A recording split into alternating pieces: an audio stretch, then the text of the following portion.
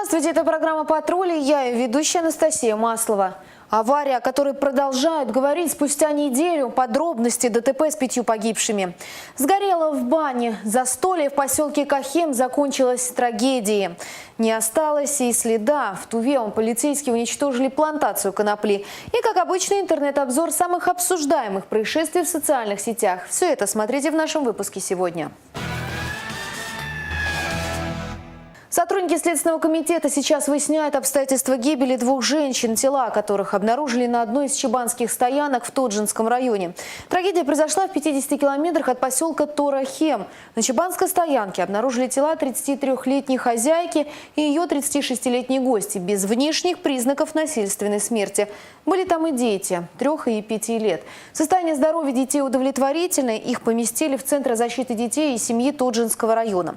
В настоящее время для установления причины смерти обеих женщин следователи назначили необходимые судебно-медицинские экспертизы. В ходе проверки будут установлены фактические обстоятельства произошедшего события. По результатам будет принято процессуальное решение. Пожар в поселке Кахем унес жизни одного человека. Трагедия произошла в 3 часа ночи 8 июня. На момент прибытия пожарных на территории одного из домов полыхала баня. Возгорание удалось ликвидировать спустя 11 минут. Но вот последствия оказались страшными. Установлено, что хозяева дома и их пожилая родственница распивали спиртные напитки внутри бани и уснули на месте. Со слов мужчины, он проснулся от запаха дыма и помог выйти своей жене. Во второй раз не смог зайти обратно, так как пожар усилился. Рассматриваются две основные версии ЧП – неосторожное обращение с огнем при курении и нарушение правил пожарной безопасности при эксплуатации печи. Страшная авария, которая произошла 5 июня в Красноярске, до сих пор бурно обсуждается в социальных сетях и на улицах. Лобовое столкновение двух иномарок унесло жизни 5 человек. В одной из них находились жители Тувы. На этой неделе стали известны подробности трагедии. По предварительным данным, Форд выехал на встречную полосу, где произошло мощное столкновение с Ниссаном. После удара оба автомобиля загорелись. В автомобиле Форд ехали жители Тувы, сидевший за рулем 25-летний мужчина и его 26-летняя пассажирка. В Ниссане же находились жители Абакана, девушки 23 и 24 лет и 37-летний мужчина. Все они погибли на месте. Сразу 3 автомобиля столкнулись 11 июня на улице Кочетова, 145. Это круговое движение с моста. Виновник ДТП с места происшествия скрылся. В госавтоинспекции рассказали подробности случившегося. Неустановленный водитель на автомашине ВАЗ-2114 нарушил правила дорожного движения. А именно, на дорогах с двусторонним движением, имеющих 4 или более полосы, запрещается выезжать для обгона или объезда на полосу, предназначенную для встречного движения. В результате отечественное авто сталкивается с Фордом и Митсубиши. После чего водитель ВАЗа уезжает с места происшествия. Очевидцев аварии просят позвонить в дежурную часть ГИБДД. Номера телефонов 56611 и 56619. Сейчас узнаем, сколько всего аварий с пострадавшими произошло в Кызыле за минувшую неделю. Далее сводка ГИБДД, а после нее продолжу знакомить вас с происшествиями.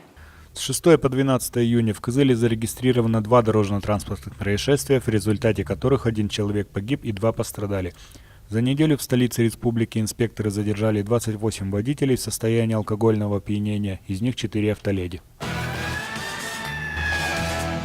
2 смертельных аварии и маскировка обувной краской. Об этом расскажу в рубрике «Интернет-обзор». Смотрим.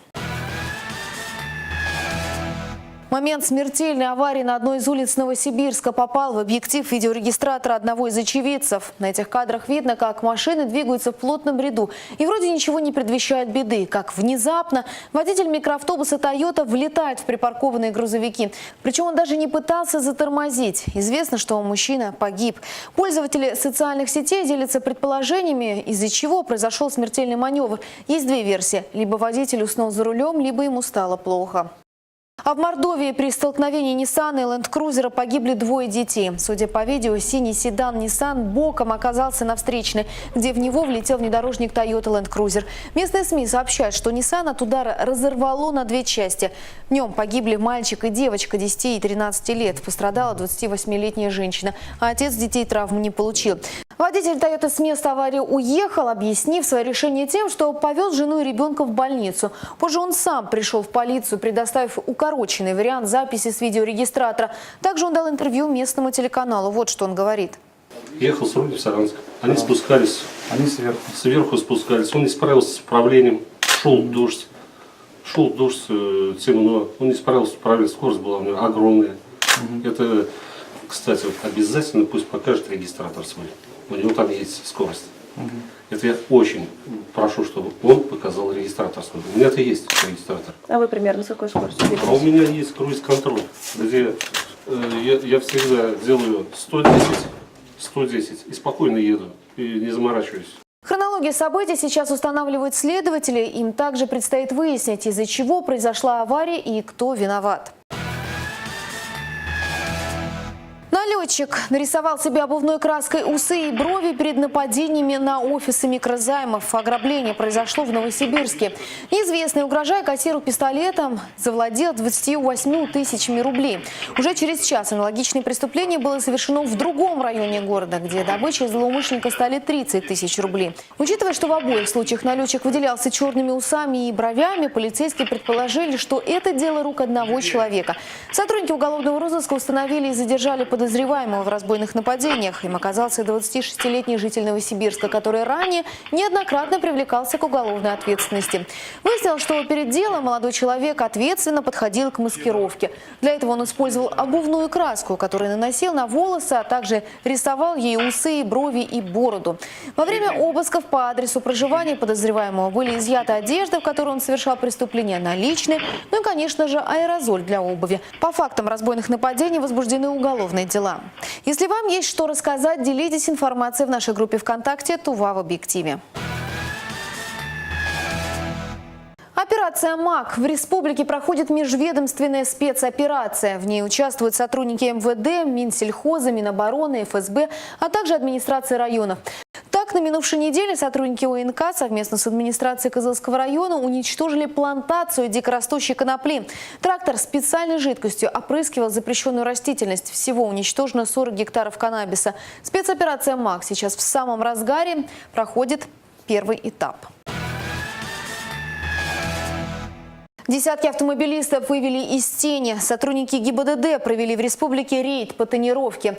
Несмотря на ужесточение правил, ежедневно дорожные полицейские останавливают более 25 нарушителей. Инспекторы надеются, недельный рейд еще раз убедит водителей, что под бдительным надзором автополицейских дни тонированных автомобилей сочтены. В соответствии с Кодексом об административных правонарушениях, а именно с частью 3 прим. 1 статьи 12.5, за данное нарушение предусмотрен административный штраф в размере 500 рублей.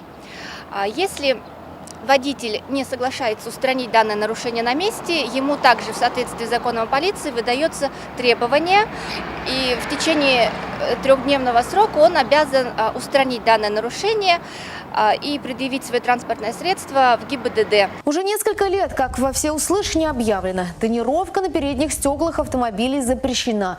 И все это время война с сумрачными водителями не прекращается. Сотрудники ГИБДД за один только рейд тормозят более 50 автомобилей и с помощью специального прибора проверяют уровень затемнения. 21%. 75 должно быть боковые. Придется вам штраф выписывать. После принятия закона о тонировке за его нарушение был установлен штраф 500 рублей. Большинство автолюбителей наказанию не противится. На месте сдирают пленку.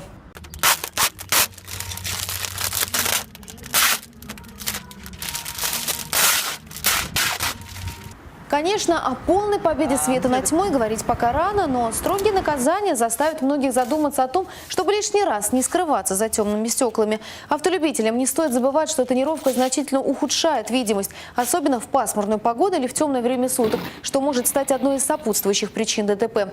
Подобные меры предпринимаются ради безопасности всех участников дорожного движения.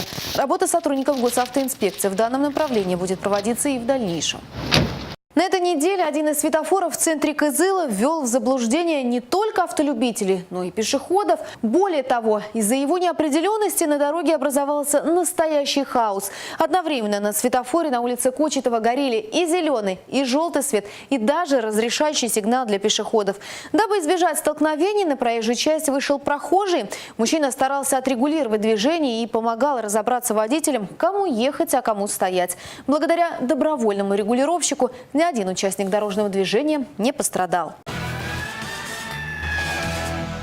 Это все на сегодня. Смотрите программу «Патруль» также на нашем YouTube-канале «Тувинская единая служба информации». А если стали очевидцем чего-то интересного, непременно звоните нам. Телефон редакции на экране. Материалы можно отправлять и на нашу электронную почту. Увидимся ровно через неделю. Берегите себя и своих близких. До свидания.